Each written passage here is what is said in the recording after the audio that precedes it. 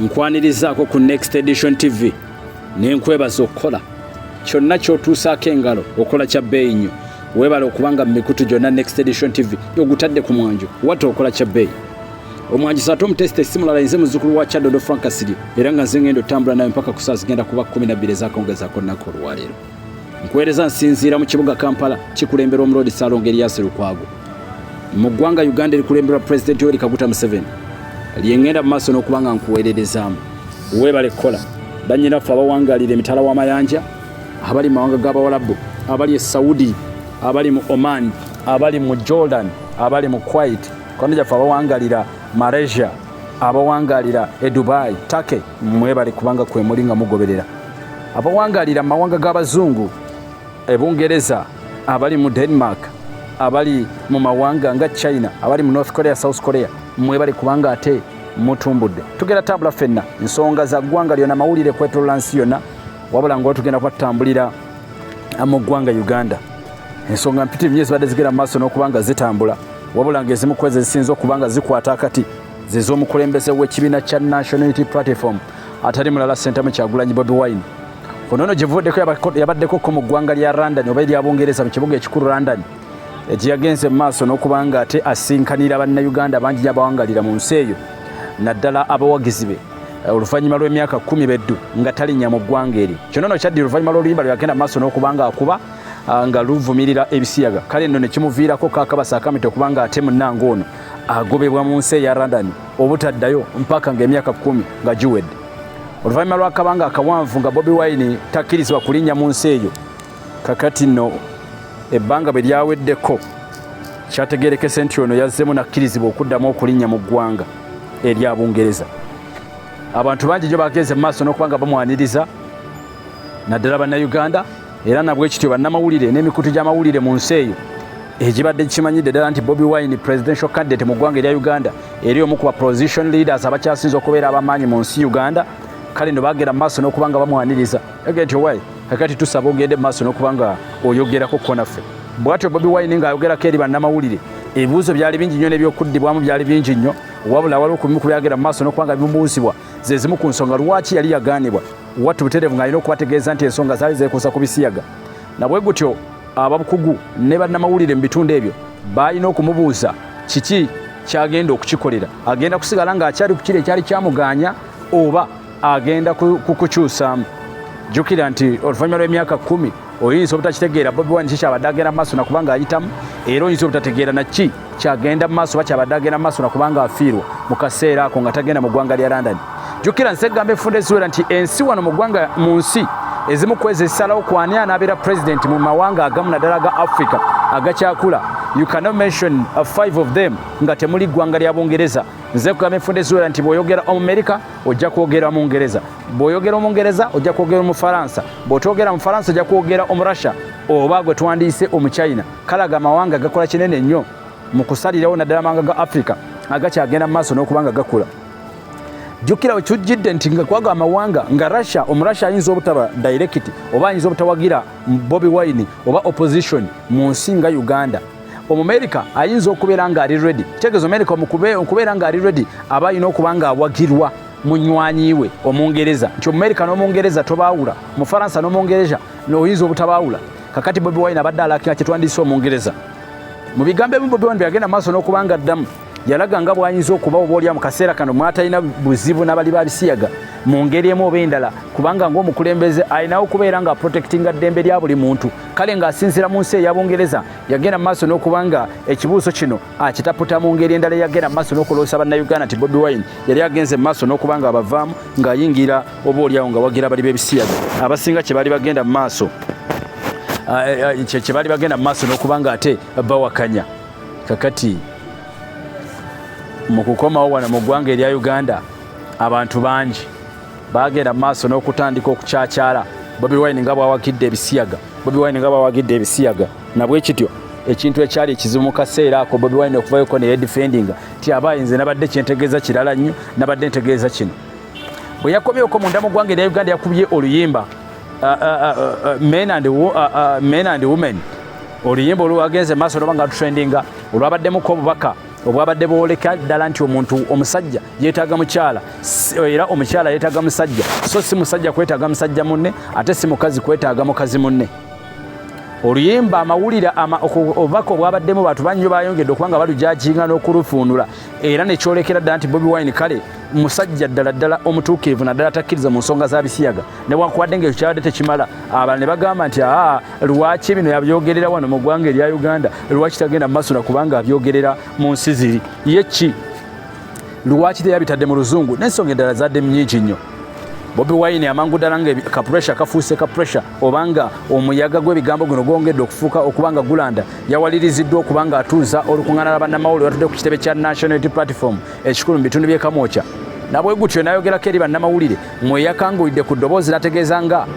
ye bw'atawagira bali ba Bisiyaga era nga bw'atasobola kubanga akiteekako mukono n'omulundi n'ogumu kubanga musajja mufumbo era nga ne mukazi we yennyini eggwanga likimanyi nti bamuyita Babi Itungo. Kale nga nsitewaayi bansonga lwaki ogenda mu maaso nakubanga obugamba nti ali Ebisiyaga nga tokimanyidde ne mukazi we. Yategeeza bannamawulire badde bagezaako okubanga bamubuuza atugamba nti owaayi Kasiri njagala mwagala male kuleeta mukazi wange munywegerere mu lujjudde lwe mbamugenda mu maaso n'okubanga mutegeera lwaki ebe temugenda mu maaso nakubanga mbibuuza Ronald Mwenda kubanga oyo ali munda mu famire ya president agenda maaso n'okubanga afuga eggwanga lwaki bino ebigambo sigo mugenda mu maaso n'okubanga mubibuuza lwaki mubibuuza nze okuva mu press conference eno kanti owaayi ise saagala kakati kutandika kugira ebintu mwabivuunula bubi bwa propaganda abagezaako okutujja ku mulamwa be bagezezaako okubanga babiteekako emitwe ne babimeza emitwe n'amagulu naye ng'ekigendererwa kyange kirala nnyo. Kale nabwe kutyo ffe temuyinza tujja ku mulamwa kuba omulamwa gwabadde gwakubanga tugezaako okugjako dikiteeta wabula omulamwa ate mwe mwagala gukyusa muguteeke ku nsonga z'Ebisiyaga. Abamawulire bangi nnyo naddala ba bloggers abamu ku abo abakolera ekibiina kya ANRM National Resistance Movement n'abantu abalala bannabyabufuzi ab'enjawulo batadde Bobi Wine kazito. Lwaki kino lwaki tokyogera lwaki guli bwe guti byonna akati nageeza okulaba nga abantu abamu beerumaalumamu nti kale teka bwe libanga lyasayiningibwa nti ddala mu ggwanga Uganda okuli Ebisiyaga musango ani gwe baakutte n'olaba nga bamusingisizza omusango nti alidde Ebisiyaga ye bwe kibanga ddala musango mu ggwanga erya Uganda abaffe twebuuza kyemugamba nti ababirya mu ggwanga tebaliimu temugamba security yammwe tekola talina be yakutte nti tugende mu maaso n'okubanga tubalaba nti baba basingisiza omusango. Ebigambo byabadde bitirivu nnyo gwe munnayuganda agenda mu maaso n'okubanga ongoberera. Ku Next Edition TV nkugambye nti ebintu bingi nnyo nga bigenda mu maaso n'okubanga bitambula obanga bigenda mu maaso n'okubanga byetooloola buli muntu yenna okubanga abitaddeko amaaso. Bobi Wine n'akazito kongedde okubanga kafuuka akazito kubanga buli muntu yenna kati gwataddeko amaaso binga okuba nti getwandise president w'ekibiina kya National Unity Platform and currently one of the biggest okwegamba omuntu gwe tuyinza okulowoozaako opposition akyasinza amaanyi mu ggwanga erya Uganda kitegeeza buli kantu konna kamwetoololwako. Mu wiiki yennyini munnayuganda gwagenda mu maaso n'okubanga ongoberera eggwanga lya United States of America erikulemberwa President Joe Biden munnayuganda ndo yagenze mu maaso n'okubanga litaakaka. Lino ligamba omukulu akulira amakomera mu ggwanga erya Uganda ayitirizza okubanga atyobola eddembe ly'obuntu obanga akkiriza abantu okubanga batyobola eddembe ly'obuntu. Jjukira nti America munnayuganda ze kugamba enfunda eziwera nti yo kyeriko nti opposition egiwakirira ddala mu ggwanga erya Uganda. America Joe Biden agamba nti omukulu ono byabashayija omukulu ono ow'amakomera nti asusse yamutaddeko kakasito nemukakasanga bw'atalina kuddamu kulinnya mu ggwanga lya America. Jjukira nti envumbo si yeesose kubamu ku government officials mu ggwanga erya Uganda nga bateekako envumbo obutadda era nga n'omugenzi eri tumwine n'abalala bangi nnyo abagenze mu maaso nga ne speaker wa parliament Anita Amongi bamuteekako dda akazito obutaddamu kulinnya mu ggwanga lya America. Kino nno bamuteekako envumbo nga byekuusa ku nsonga z'Ebisiyaga okubanga nti yakkiriza etteeka lino ligende mu maaso n'okubanga liyita. Kino nno ekyabyaabashayija bagamba nti America eyinza okubanga kandi bakagenderere oba eyinza okubanga yabadde tageti si yakuba nti kutyoboola ddembe lya buntu wabula kigendererwa kirala nnyo ekyekuusa ku nsonga z'Ebisiyaga nti America eyinza obutaagala kubanga ekyatula naye ng'ekigendererwa kirala nnyo kyekuusa ku kyabisiyaga. Tegeeza twogera gwe munnayuganda agenda mu maaso n'okubanga ongoberera ensonga z'Ebisiyaga zikutte wansi ne waggulu. Tetumanyi wa gye kinaagenda mu maaso n'okubanga kiggwera wa gye kinaabeera kigenda kubeera kitya naye nga yonna gye kiri ffe tulaba nga tukutuusaako nsonga zonna nkusaba okusubscribinga okusharinga okukomentinga n'okuba nga otegeeza mikwano gyaffe abalala bonna nti Next Edition TV gwe mukutu gwe basaanidde okuba nga bafunira. Kakati mu kaseera kano Bobi Wine ng'ali mugezaako okuba nga yeenaazaako byonna nsonga zeekuusa ku Ebisiyaga. Kitegeeza nti obukulembeze nga bugenda mu maaso n'abeegwanyiza entebe buli omu ekitunuuliddwa ensonga zeekuusa ku tteeka ezzibu ery'Ebisiyaga. Jjukira nti percentage esinga mu ggwanga erya Uganda nze kugamba enfunda eziwera nti bwe obukadde 45 bwe tubalira ku 100 ojja kwesanga nga munnayuganda kumpi ebitundu 99 ku buli 100 bigamba nti Ebisiyaga nedda. Then 1% eyo tunagenda maaso n'obwanga tugitematemamu mwe muli abagamba nti ffe tulekere Ebisiyaga byaffe ababirya, then ojja kwesanga nti ateera ku 1% mwosanga bagamba ffe tetubalinaako buzibu bye bamanyi kasitati tebitukosa bye bamanyi n'agantu gaabwe eyo 1%. Then mu 1% era mujja okutemera abatabimanyiiko nabbimanyaako nga bo tebamanyi na kitegeeza kugamba nti Ebisiyaga tebalina kye bamanyi. There are some people abali informed about Ebisiyaga, and those are some people abatali informed, and there are some people ababimanyiiko nenga tebeetaaga na kumanya, they don't care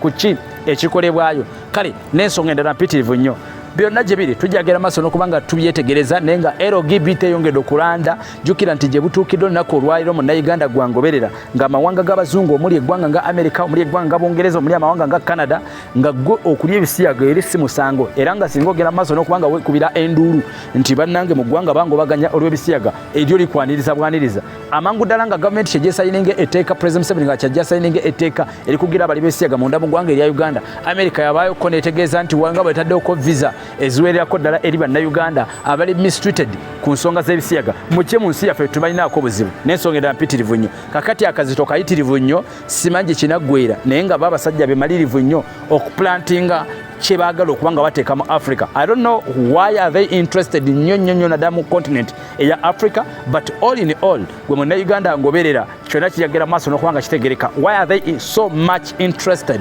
mu Africa? Na kibuli kimu bajja kubanga tujagera maaso n'obanga tukituusaako. Yenza Fracas of course mbeera ngo Monday to Friday ziba saa 10 mpaka saa 12 Next Edition TV nga tukwasaganya ensonga. Agamba atya mukwano gwange Michael kubuuzizaako nnyo ku bagaya bagera maaso n'okubanga babeerako abataviirako ddala Mike awo emengo. Kale